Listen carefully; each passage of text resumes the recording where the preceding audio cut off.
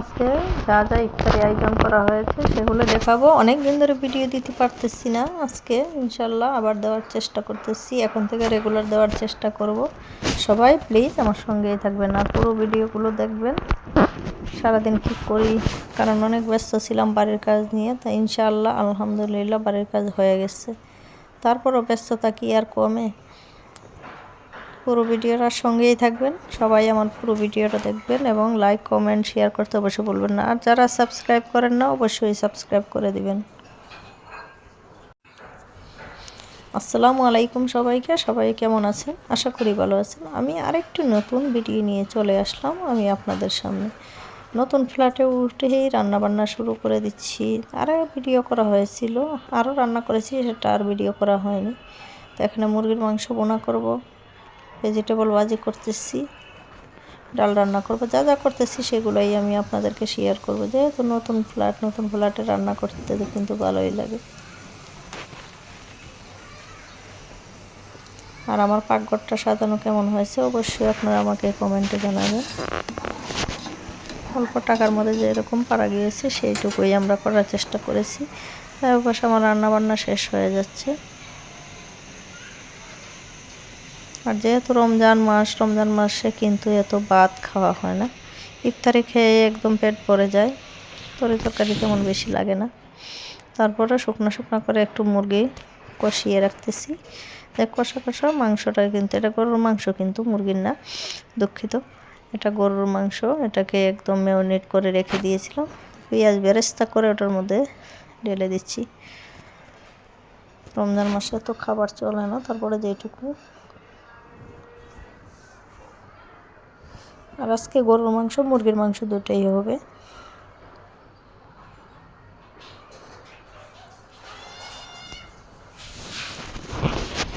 আমাদের ঘরে কি একজনে খাবে গরু, একজনে খাবে মুরগি, এজন্যই বেশি প্রবলেমটা হয়ে যায়।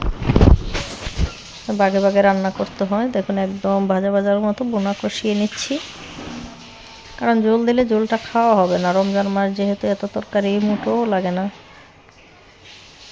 আর এখানে 4 পিস রেখে দিয়েছি, ওর বাবার জন্য একদম ফ্রাই করে নিব, মচমচে ভেজে দিব। আর এখন সন্ধ্যার ইফতারিগুলো রেডি করে নিচ্ছি। এটা শাশুড়ির জন্য ইফতারি, দোতলায় দিয়ে আসবো।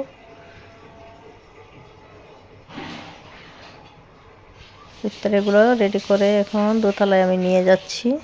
এরকমই প্রতি বেলায় খাবারটা দিয়ে আসি। ওরা দোতলায় থাকতেছে আর আমি এখন 3 তলায় চলে আসছি, কিন্তু খাওয়া দাওয়া একসঙ্গেই আছে, এই আর কি। যেহেতু সন্ধ্যার ইফতারি টাইম হয়েছে, এখন এই যে দেখুন গোছানো হয়নি এখনও দোতলা পুরোপুরি, একদম রং টং করে মুছে টুছে পরিষ্কার করে দেওয়া হয়েছে। আর এখন ইফতারিটা দিয়ে আমি এখন আবার রুমে চলে যাব। টেবিলটা গোছানো হয়নি। এখন আবার রাত্রেবেলায় এই যে ভাত দিব। তো এখানে 1 পট চালের 1.5 পট চালের ভাত রান্না করেছি, আর এখানে মাংস বোনা। এটা এখন আবার রাত্রে খাবার দিয়ে আসবো। ইফতারি দেওয়া শেষ হওয়ার পর আবার 9টার দিকে আবার ভাতটা দিয়ে আসি। এখানে মাংস বোনা আর ভাত আর দুধ কলা দিয়ে খাবে, সেই জন্য এটুকু। আপনারা আবার মাইন্ড করবেন না যে তরকারির পরিমাণ এত কম কেন, হয়তো দুধ দিয়ে খাবে আর এই তরকারি দিয়ে খাবে, সেই জন্য এই পরিমাণে দেওয়া হয়েছে। আর আমি এখনও নতুন পাপোশ টাপোশ কিছুই কেনা হয়নি, আস্তে আস্তে সব কিছু কিনে ফেলবো। রমজান মাস যেহেতু রোজা রেখে বেরোতে ইচ্ছা করে না। দেখুন আমাদের বাড়ির কাজের বস্তা পড়া ময়লা টয়লা সব কিছুই রয়ে গেছে, আস্তে আস্তে পরিষ্কার করতেছে। অনেক কাজ বাকি রয়ে গেছে, একটা বাড়ির কাজ কিন্তু সহজে শেষ হয় না। আর দেখুন সব কিছু পুরান হয়ে গেছে, একদম সুর একটাও নষ্ট হয়ে গেছে, ময়লার বক্সটাও নষ্ট হয়ে গেছে, সব আমার নতুন করে আবার কিনে নিতে হবে। তো এখন আমি ভাতটা দিতে আসছি।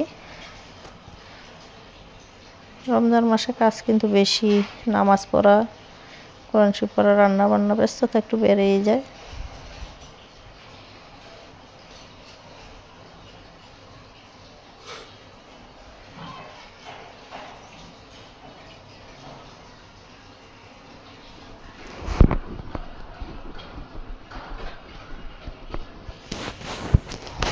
পরের দিন সকালবেলা আবার এই যে পর্দাগুলা লাগিয়ে দিলাম জানালার মধ্যে।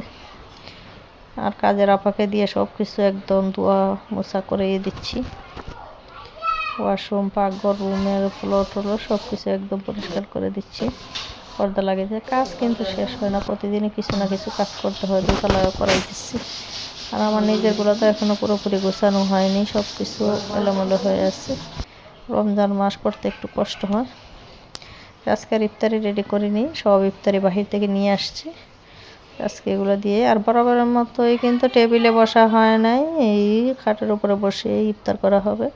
আজকের ভিডিওটা কেমন লাগলো সবাই অবশ্যই আমাকে কমেন্টে জানিয়ে দিবেন। আর বলতে রইল অবশ্যই ক্ষমার দৃষ্টিতে দেখবেন। আমার ভালো লাগলে অবশ্যই লাইক, কমেন্ট এবং শেয়ার করতে বলবেন না। অবশ্যই সাবস্ক্রাইব করে দিবেন। আর যারা সাবস্ক্রাইব করেছেন তাদেরকে অসংখ্য অসংখ্য ধন্যবাদ।